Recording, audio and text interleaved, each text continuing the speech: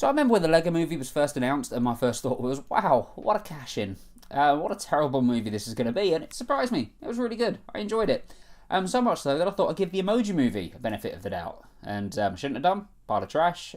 Next up, a Funko Pop movie is on the way. I mean, I'm not sure what point I'm trying to make here, but I guess I kind of blame the LEGO Movie franchise for all the crap that's coming after it. But hey, at least this franchise is still good, right? Put the bucket back in the box.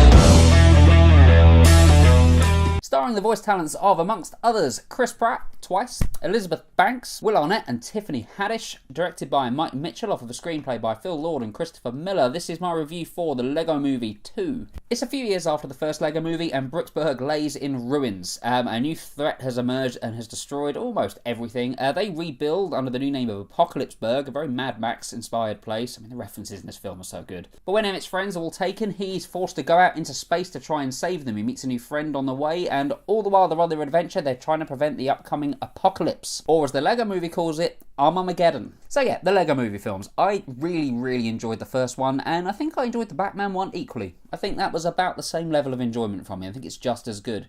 It was the Ninjago movie that rung a few alarm bells. I mean, it wasn't a bad film, but it lacked a lot of the genuinely funny moments that the first two had. And it's not an unfunny film, Ninjago, it's just not as funny as the rest. It seems much more like it was aimed just at children as opposed to adults. But with this one of the more interesting things, and it was actually my friend Richard who I saw the movie with that pointed it out to me, the adults were laughing more in this film than the children were. Which is interesting. And I can kind of see why, because a lot of the jokes here are references. They're things that we can see and we can go, oh, it's from that. Okay, and it's done in interesting and funny ways, but quite a lot of these references will go straight over kids' heads. For example, I would hope that there were no young children in the audience that were familiar with Mad Max, because this takes on quite a bit of Mad Max. Visually, there's a few scenes and a few sequences in this one that are definitely playing homage to that franchise in a great way. Things like Skynet get referenced as well, and there's just lots of different things here that kids just wouldn't get. And I really appreciate it, because the kids were entertained that were around us. Like, you could tell they were enjoying the film. They weren't finding it as funny as we were, but they were liking the story. And maybe that's kind of the perfect mix, to have a story that is very sort of aimed at the children, but some jokes in there that the adults can definitely appreciate more than them. It gives it a feel that this really is a film that it kind of is for everybody. Like, every parent and child that goes to see this should find some level of enjoyment out of it. The story itself is fine, like, it's okay. I don't think the story is as strong as the first LEGO Movie. It lacks that originality, it lacks the surprise factor, I think, is the main thing going against it. When we cut to the real world in this one, in the first one, that was a major reveal, it was a major moment, something quite inspired, actually. I didn't see that coming at all. Whereas in this one, it's already part of the story, so when we do cut back to the real world, doesn't have the same kind of impact, and that real world story isn't quite as strong either, and it's maybe just because we've kind of seen it before. We've seen the real world aspect of it. I would have been quite happy for this one to just take place entirely in the LEGO world and kind of ignore all of that. That being said, though, I do quite like parts of the real world stuff. I think some of it works. It's much more about the brother and sister struggling to get along in this one that causes a lot of the problems between them. The dad, Will Ferrell, doesn't appear in this one. He's there vocally, but he doesn't appear in the flesh. Instead, we get Maya Rudolph, who is always a joy in whatever she does. And she's a joy in this too, despite only having a limited amount of things to do. But yeah, the real world stuff just didn't have the same impact on me as it did the first time around. As I say, I could have done without it in its entirety, but it's not bad. It doesn't feel like it intrudes on the movie at all. It just, lacks a certain something. And the overall story does as well, to be honest. It does to a degree. There's moments in this that should come across as a surprise, but they don't. They fall a bit flat. And I won't reveal what they are, because it will reveal plot twists and things, but yeah, none of the twists or turns in this film were that much of a surprise to me. If you're paying attention, if you've seen the cast list, you'll probably have a fair idea of how things are going to play out, and chances are you're going to be pretty spot on. But what it lacks in originality, it makes up for in humour, because there's so many moments in this that had me laughing. You know the kind of embarrassing laugh you do when you're watching a film and you're in a packed cinema and you kind of just go, ha! Like that, and people look at you? It's kind of what I did on at least 4 occasions. And I don't care. People can judge me if they want. It doesn't bother me. But I found this hilarious. So funny in so many places.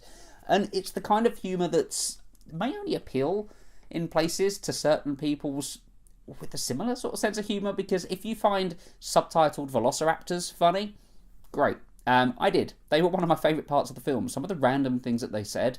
Look out for Vest Friends, by the way, because that was one of the highlights of the film for me. But yeah, it's a very absurd humour. A lot of it's very visual. Some of the jokes are very, very quick. Blink and you'll miss it, some of them. I'm looking forward to actually watching this one again, because I can guarantee I was laughing quite hard throughout this, that I would have missed some follow-up jokes. And yeah, I kind of think every single joke on this needs to be heard. You can tell who it's written by.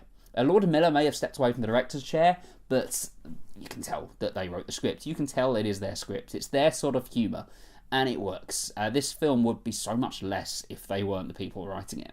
As for the voice cast, Chris Pratt is again great as Emmet. He's got a dual role on this one as well. Emmet, along his travels, meets Rex Dangervest, which is one of the best names, I think. If I was going to do a top 10 best character name video for 2019, I think Rex Dangervest would probably be on there. But yeah, he does a fine job. Again, he's perfect for Emmet, really. He just gives that likeability and that naivety to the character. And Emmet gets to do a little bit of some darker things in this one, and Pratt sells that as well, and he's equally as good as Dangervest. Brilliant performance from Chris Pratt. Elizabeth Banks is probably joint lead with Banks in this one, with Chris Pratt, actually, in this one. Her character, Lucy, is just as much at the forefront of things. There are quite a few sequences, actually, where Emmet's not in this at all, and she is, and I liked that. I like the fact that they were both kind of stepping up to co-lead this film, because both characters are great. Both actors doing the voices are great. And there isn't one that I would prefer over the other. The balance between them, screen time-wise, I think is perfect. And, of course, probably goes without saying, but Will Arnett, his Batman's great. Again, Batman has a lot to do in this film. A lot to do. And he's great in all of the scenes that he's in. Batman is such a fun character in the LEGO world. It's no wonder that he was the first character to get his own film.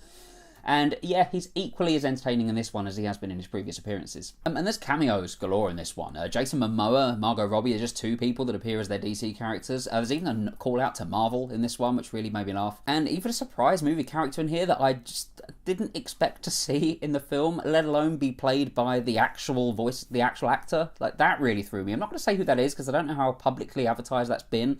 But yeah, there's just so many little cameos in this one, little characters that just pop up. Wizard of Oz characters. I don't know why a lot of these characters are in there, but I don't care because it just works. And then there's Queen Whatever Wanabe, played by Tiffany Haddish, who is a great addition to the cast. Tiffany Haddish is really coming up a lot in recent years, isn't she? She's in a lot of films, and I can kind of see why, because she always gives a very, very likeable performance. And it turns out, even in voice acting wise, she can do the same as well. It's instantly recognisable that she's Tiffany Haddish from the second she appears on the screen. And there's a lot of fun and surprises with her character in this one. I said earlier on that it didn't really surprise me a lot with the plot twists, but there were certain moments with her character that did. So I'll give it that. And I've got to talk about the music as well. The first one, the main draw, was Everything Is Awesome, and that is in this film as well. This is a remix version of it, and a bit of a twist on Everything Is Awesome towards the end that I thought worked really well. There's a song that will get stuck in your head deliberately. The whole point of the song is that it's catchy and it will get stuck in your head, and it will. But by far the best song in this film is a duet between Batman and Tiffany Haddish's character about boys of Gotham City. Amazing. I've listened to it 7 times, I think, so far since I've seen the film. Probably more if I had more time. It's just a great, great song. The lyrics are inspired. They're so funny. They're so clever. And it's what I really like about the LEGO movie. It does more than it needs to. It could easily have just been a kids' movie, much like Ninjago was. It could easily have just been a film aimed at children. But with everything that they do, it seems like they're trying to please everybody and kind of mostly succeeding, even down to things like the songs. They could just be little numbers that are kind of inconsequential and just there to pad out time, but they're not. It seems like every line has had a little bit of thought put into it. And it just works so well. It makes me look forward to every time a song comes on. And quite a lot of the time in kids' movies, when we do get a song, kind of roll my eyes a little bit because they're not always that good. But yeah, the LEGO movie does it again when it comes to the music. Really, really surprised me. And the film, again, looks amazing.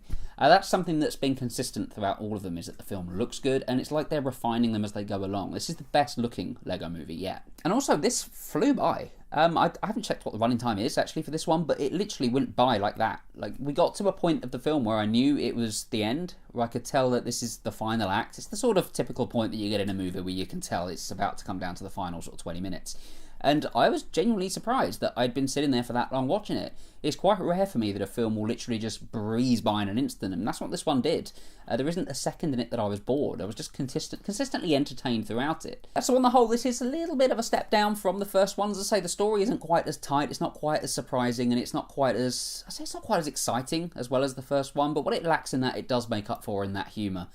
Which is, I say, is a consistent, apart from Ninjago throughout, that it's just very, very funny.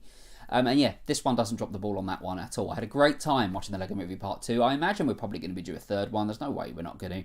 I hope we stop there. I hope we just leave it at 3 and the third one can be equally good. I don't know where they would go, but I'm definitely interested because, yeah, it's a franchise that's way better than it has any right to be. So, you know, maybe that Funko Pop movie could be good. I'm going to give the Lego Movie 2 an 8 out of 10. Have you seen the Lego Movie 2? If so, let me know what you think about it in the comments below. And what's your favourite Lego Movie as well? You can rank them if you want. I might do it quickly now. Bottom, Ninjago, then Lego Movie 2, then Batman, then the first one. That's my ranking. Tell me yours. Do hit like and subscribe if you enjoyed this video and you want to see more. Alita Battle Angel review will be coming tomorrow. I'm going to film it probably right now, actually, so I'm going to be wearing this exact same thing, but I don't want to upload more than one a day, so that'll be coming tomorrow. Plenty more reviews coming soon as well, though. You can follow me on Twitter, @JoeJulians, if you want to talk to me on there. Thank you very much for watching this video, and I will see you on the next one.